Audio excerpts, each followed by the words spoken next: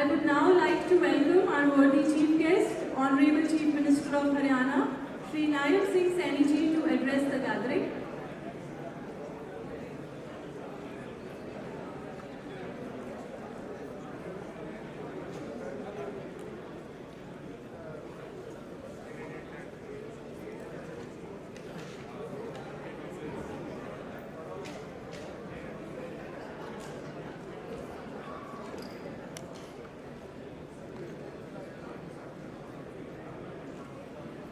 May I request everyone to be seated, please? May I request everyone to be seated, please?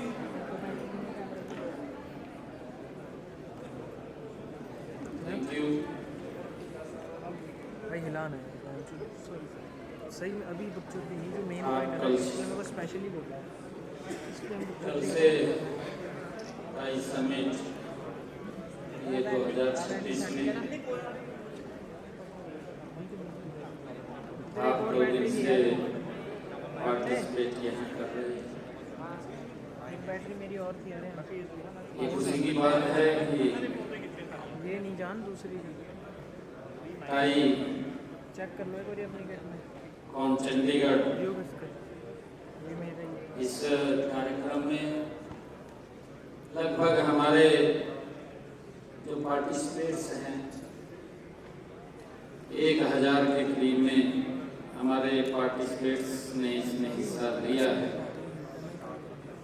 अलग अलग country से आप लोग यहाँ पधारे हैं। सुन रहा है करना लगभग जैसा मुझे बताया भी गया है 12 कंट्री से आप आए हैं। 22 स्टेट से हमारे डिग्निटरीज यहाँ पधारे हैं। अरे 6 ही बजेगा ना ताइस समिट के इस समापन अवसर पर अरे यार मेरी वीडियो में हमारे पूर्व मंत्री असीम गोयल जी, प्रेसिडेंट ताई चंडीगढ़ पुनीत वर्मा जी, इनकी देखरेख में ये कार्यक्रम चल रहा है। हमारे डायरेक्टर अरविंद कुमार जी, SPPI अमित अग्रवाल जी, हमारे सेक्रेटरी इंडस्ट्रीज एंड कमिश्नर और उपस्थित सभी महानुभाव, जैसा कहा भी है कि आज इस 28 समिट में अलग अलग नवाचार के साथ, अलग अलग विचारों के साथ आप लोग यहाँ उपस्थित हुए हैं। मैं एग्जीबिशन के बाहर देख रहा था, हमारे युवाओं ने अलग अलग क्षेत्र के अंदर नए विचारों के साथ, नए नवाचारों के साथ एग्जीबिशन भी लगाया है, जिसका आने वाले समय के अंदर महत्वपूर्ण विषय लोगों के जीवन को सरल और सुगम करना। साथियों, एंटरप्रेन्योरशिप ये सिर्फ बिजनेस नहीं है। हमारे कुछ साथी इसके अंदर अपना विषय रख रहे थे, परंतु यह एक माइंड सेट है। हम स्टार्टअप शुरू करते हैं, ये एक माइंड सेट रिस्क लेने का है। और साथियों, अगर कहीं ना कहीं व्यक्ति कोई पीछे रहता है तो उससे कुछ सीखने का भी है। अगर कोई व्यक्ति आगे स्टार्टअप में खड़ा होता है परंतु किसी कारणवश वो आगे नहीं बढ़ पाता तो उससे हमें कुछ सीख भी मिलती है। और साथियों, हर गिरावट के बाद हमें आगे बढ़ने का भी मौका मिलता है। यही कई समिट के अंदर हमारे जो स्टार्टअप्स हैं उनको बहुत कुछ यहाँ से सीखने को भी मिलता है। मुझे खुशी है आज आप सभी के बीच उपस्थित होना मेरे लिए एक गर्व का बात भी है, क्षण भी है।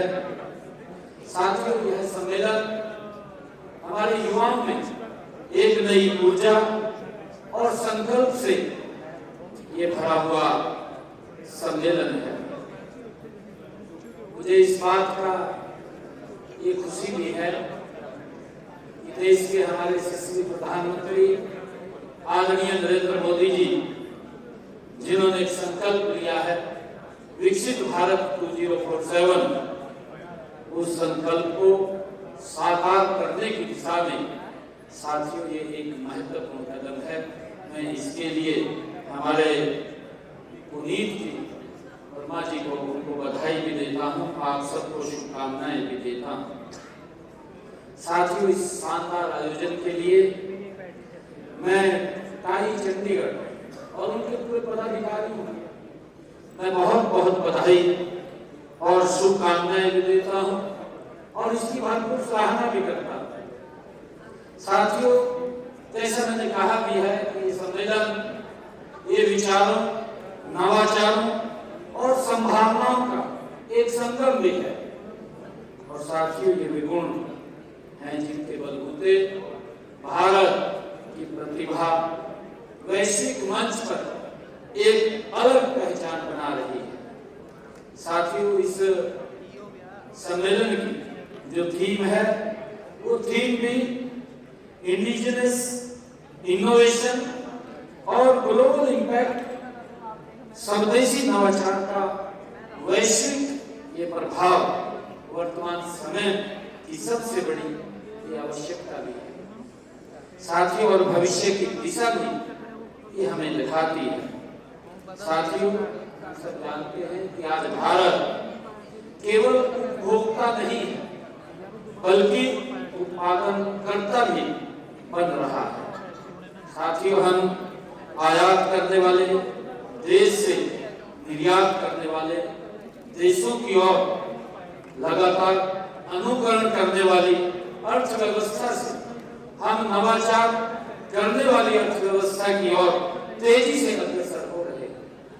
साथियों, इंडिजिनस इनोवेशंस और का अर्थ केवल ये स्वदेशी तक ही सीमित नहीं है साथियों, बल्कि यह हमारी सोच, हमारी प्रतिभा और हमारे संसाधनों, हमारी जरूरतों के अनुरूप समाधान विकसित करने की क्षमता का भी एक प्रतीक है।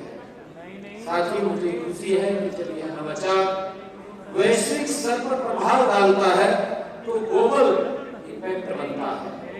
मुझे खुशी भी है कि भारत के उत्पादनकर्ता बनने में हरियाणा ने अपनी महत्वपूर्ण भूमिका निभाई है। साथियों, आपने हमारे अमित अग्रवाल जी ने आपको प्रेजेंटेशन भी इस विषय के ऊपर दिखाई है और हम सभी केवल कृषि और पारंपरिक उद्योगों के लिए जाने जाते थे।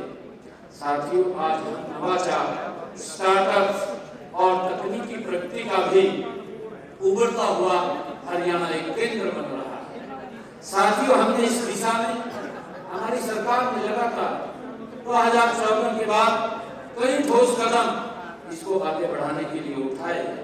हमने हरियाणा प्रदेश के अंदर एक ऐसा इकोसिस्टम ये तैयार कर रहे हैं जहां विचारों को पंख लगे, साथियों, जहां जोखिम लेने वाले को समर्थन मिले और जहां असफलता को भी सीख के रूप में स्वीकार किया जाए, इस प्रकार का सिस्टम हम आगे बढ़ा रहे हैं। साथियों, हमने हरियाणा में स्टार्टअप नीति के माध्यम से युवाओं को वित्तीय सहायता, मेंटरशिप, इंफ्रास्ट्रक्चर और बाजार तक प्रदान पहुंच करने का कार्य भी किया जा रहा है। साथियों, आज गुरुग्राम, हमारे फरीदाबाद, पंचकुला और हिसार जैसे शहरों में स्टार्टअप के हब बनते जा रहे हैं। हम सब ये देख रहे हैं, IT हो, चाहे एग्रीटेक हो और चाहे हेल्थ टेक हो और चाहे मैन्युफैक्चरिंग जैसे साथियों हमारे युवाओं के नए नए प्रयोग कर रहे हैं। साथियों, यह वही युवा शक्ति है जो भारत को $5 ट्रिलियन की अर्थव्यवस्था बनाने की महत्वपूर्ण भूमिका ये निभाएगी। साथियों, आदरणीय प्रधानमंत्री जी ने जो संकल्प लिया था, हम सब जानते हैं कि हमने देश को 5 ट्रिलियन इकोनॉमी के रूप में, मजबूत इकोनॉमी के रूप में हम इसको खड़ा करेंगे। साथियों, आज उस दिशा में हमारे स्टार्टअप, हमारे युवा की ये महत्वपूर्ण भूमिका है। साथ ही मुझे यह बताते हुए भी गर्व हो रहा है कि हरियाणा भारत में स्टार्टअप की संख्या में, जैसा बताया भी गया है प्रेजेंटेशन के अंदर, हरियाणा 7वें स्थान के राज्य के रूप में उभर करके ये सामने आया है। साथ ही वर्तमान में हरियाणा में 9,500 स्टार्टअप्स आज मान्यता प्राप्त काम कर रहे हैं। इनमें से अधिक, साथियों, खुशी की बात यह है कि इसमें लगभग 50% स्टार्टअप्स हमारे महिलाओं के हैं, और हमने जैसा बताया भी है कि हमने इसको 60% करने का निर्णय ये हमारी सरकार ने लिया है, और अगले चरण में हम स्टार्टअप्स में महिलाओं की भागीदारी बढ़ा करके 60% करने का जो हमारा लक्ष्य था उसको हम पूरा कर लेंगे। साथियों, आज हरियाणा अवसरों, संभावनाओं और समृद्धि की धरा के रूप में आज जाना जाता है। हरियाणा प्रदेश जनसंख्या में व क्षेत्रफल की दृष्टि से चाहे छोटा राज्य हो, परंतु लेकिन देश के सर्वाधिक विकसित राज्यों में से हरियाणा एक है।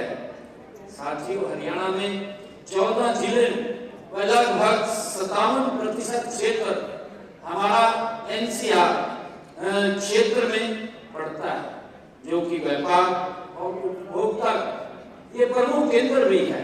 हमारा 66% क्षेत्र, साथियों, जो दिल्ली मुंबई इंडस्ट्रियल कॉरिडोर परियोजना के प्रभाव क्षेत्र में, साथियों, उसके अंदर आता है।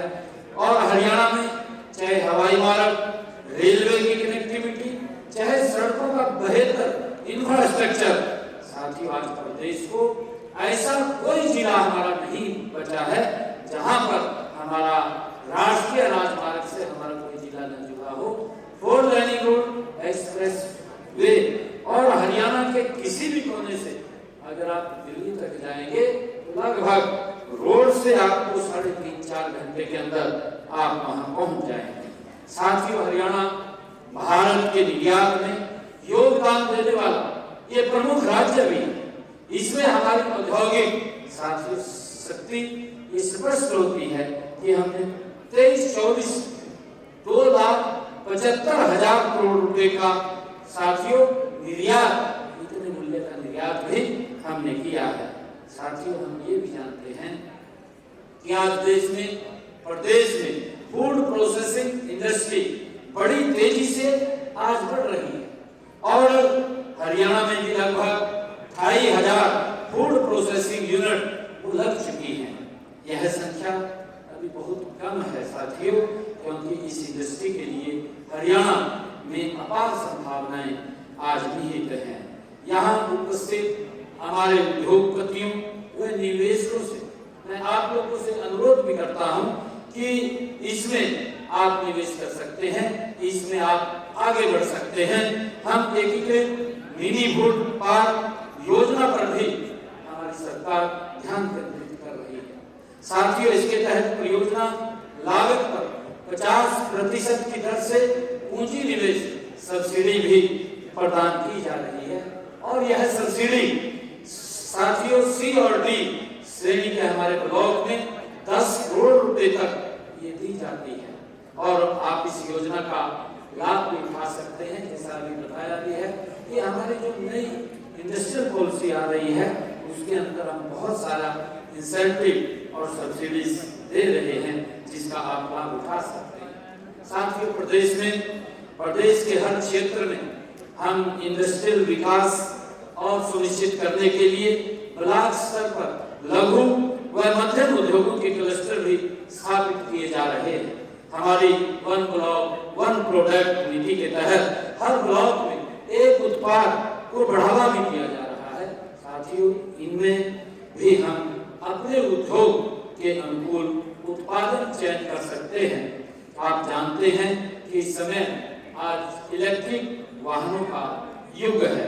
आदरणीय प्रधानमंत्री जी ने भी कहा है कि आने वाले समय के अंदर हम इलेक्ट्रिक व्हीकल्स की तरफ हम गति से बढ़ें, ताकि इस पेट्रोल और डीजल से हमें एक बड़ी राहत मिल सके। साथियों, इसको बढ़ावा देने के लिए हमने एक नीति भी बनाई है।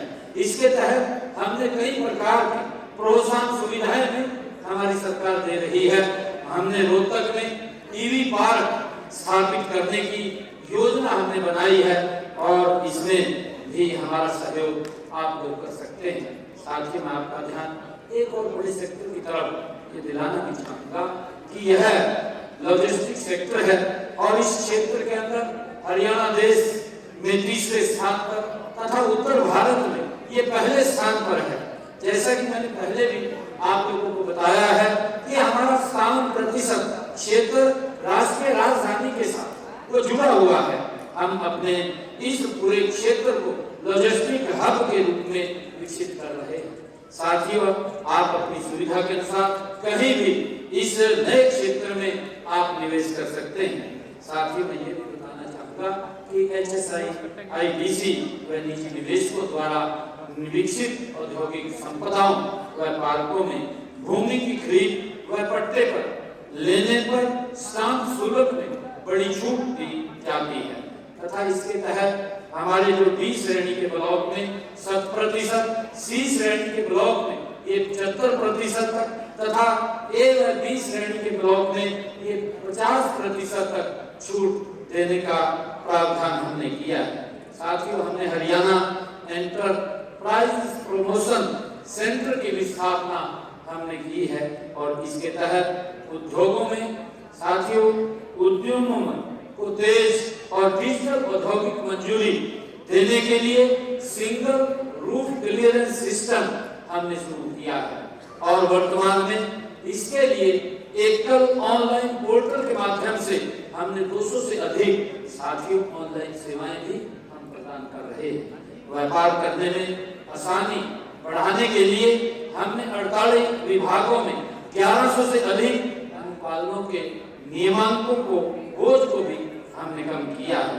साथियों, इसी प्रकार हमने IMT सोहना में 500 एकड़ में एक नए इलेक्ट्रॉनिक मैन्युफैक्चरिंग क्लस्टर, नारनौल में हमने एक एकीकृत मल्टी मॉडल लॉजिस्टिक हब और हिसार में एक एकीकृत मैन्युफैक्चरिंग क्लस्टर विकसित कर रहे हैं। साथियों, इसके अलावा हमने HSIIBC द्वारा IMT मैनेजर की तर्ज पर राज्य भर में 10 नए साथियों इंडस्ट्रियल मॉडल टाउनशिप विकसित किए जा रहे हैं और इसके लिए हमने भूमि की व्यवस्था और का काम लैंड पूलिंग, साझेदारी और ई भूमि के मिश्रण माध्यम से हमने इसको शुरू किया हुआ है। साथियों, हमने राज्य में उद्योगों के लिए अनुकूल वातावरण हमारी सरकार तैयार कर रही है और जहां निवेशकों को विश्वास और उद्यमियों को अवसर मिले। साथियों, हम ईज ऑफ डूइंग बिजनेस और ईज ऑफ डूइंग को बढ़ावा देने के लिए प्रक्रियाओं को हम सरल बना रहे हैं। डिजिटल गवर्नेंस, पारदर्शिता, जवाबदेही को हम प्राथमिकता दे रहे हैं। साथियों, आज इंडिजिनस और इनोवेशन का महत्व इसलिए भी बढ़ गया है क्योंकि वैश्विक परिदृश्य तेजी से आज बदल रहा है। सप्लाई चेन, टेक्नोलॉजी और आर्थिक शक्ति को केंद्र पुनः परिभाषित हो रहे हैं। साथियों, ऐसे समय में यदि हम अपने देश में ही समाधान विकसित करते हैं तो हम न केवल आत्मनिर्भर बनते हैं बल्कि दुनिया को एक नई दिशा देने में भी हम सक्षम होते हैं। साथियों, हम सब जानते हैं कि कोविड के दौरान जहां हमने यह भी देखा है कि कैसे भारत ने वैक्सीन से लेकर के डिजिटल प्लेटफॉर्म तक अपने नवाचार के बल पर पूरी दुनिया की सहायता करने का काम ये भारत ने किया है। साथियों, इस सम्मेलन में प्रदर्शित बिजनेस शोकेस, एरिना और बिजनेस एक्सपो इस बात का प्रमाण है कि हमारे देश में प्रतिभा और संभावनाओं की साथियों कोई कमी नहीं है। यहाँ प्रदर्शित प्रत्येक उत्पाद, प्रत्येक विचार और प्रत्येक स्टार्टअप की एक अलग कहानी होती है। वह एक कहानी कहता है। साथियों, यह कहानी ये संघर्ष की है, नवाचार की है और सफलता की है। यह मंच इन कहानियों को दुनिया तक पहुंचाने का काम ये कर रहा है। साथियों, मैं विशेष रूप से युवाओं से मैं ये आग्रह करना चाहता हूँ, इसी दिशा में हरियाणा सरकार ग्रीन ग्रोथ और सस्टेनेबल डेवलपमेंट और डिजिटल ट्रांसफॉर्मेशन को प्राथमिकता दे रही है। कृषि में हमने तकनीकी का उपयोग, स्वास्थ्य सेवाओं में साथियों डिजिटल समाधान, शिक्षा में नवाचार, ये सभी क्षेत्र हमारे लिए प्राथमिकता के हैं। साथियों, मैं यही कहना चाहूँगा कि भारत का भविष्य हमारे युवाओं के हाथों में है और यदि हम इंडिजिनियस इनोवेशन को बढ़ावा देते हैं साथियों और उसे ग्लोबल इम्पैक्ट तक पहुंचाते हैं तो कोई तो शक्ति, कोई हमें ऐसी ताकत नहीं है जो विश्व में अग्रणी अर्थव्यवस्था बनाने से हमें रोक सके। साथियों, हम उसमें गति से आगे बढ़ सकते हैं। आज मैं पुनीत वर्मा जी और टाई चंडीगढ़ को मैं बहुत बहुत बधाई भी देता हूँ, शुभकामनाएं भी देता हूँ कि इन्होंने जो यहाँ पर ये समिट का आयोजन किया है और इससे कई ऐसे नवाचार, कई ऐसे आइडियाज जो हमारे स्टार्टअप्स को आगे बढ़ाने का काम करते हैं। मैं उन सबको भी आज बहुत बहुत बधाई, शुभकामनाएं देता हूँ जिन्होंने हमारे टाइस ने उनको आज यहाँ ऑनर किया है, उनको आज यहाँ पर आर्थिक सहयोग भी उनका किया है। मैं इसके लिए उनको बहुत बहुत बधाई देता हूँ, शुभकामनाएं देता हूँ और आप सबसे मैं पुनः यही अपील करता हूँ कि हमारा जो हमने अपने बजट के अंदर भी पिछले दिनों एक बात कही थी कि हम हरियाणा के तो AI हब बना रहे हैं। आदरणीय प्रधानमंत्री जी ने अभी पिछले दिनों दिल्ली के अंदर एक AI समिट जो वर्ल्ड लेवल का वो AI समिट था जिसमें कई देशों के बड़े प्रतिनिधियों ने उसके अंदर भाग लिया था। एक अलग पहचान उसके अंदर बनी थी और हमने पिछले बजट के अंदर जो AI हब गुरुग्राम और पंचकुला के अंदर बनाने का निर्णय किया है।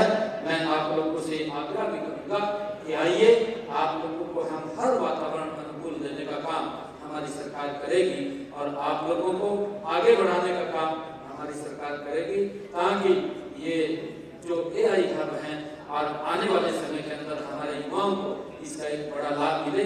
और जैसा कहा भी गया है कि हमारा युवा नौकरी मांगने वाला नहीं, नौकरी देने वाला बने, उस दिशा में हम आगे बढ़ रहे हैं। आप सबको, मैं खासकर पुनीत जी को और टाई के सभी मेंबरान को बहुत बहुत बधाई और शुभकामनाएं देता हूँ। इन्हीं शब्दों के साथ जय हिंद, जय भारत, जय भारत। क्या करने जा रहा है?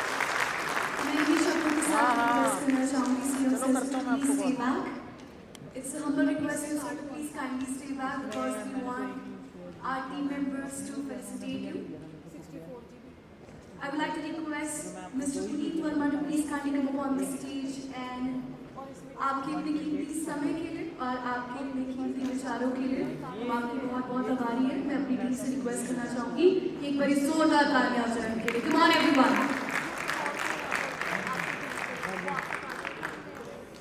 जोरदार तालियों का हकदार है ये माहौल में, आपकी तालियां बजती रहनी चाहिए।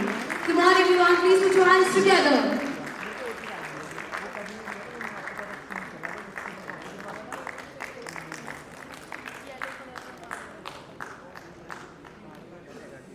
नेक्स्ट मैं रिक्वेस्ट करना चाहूंगी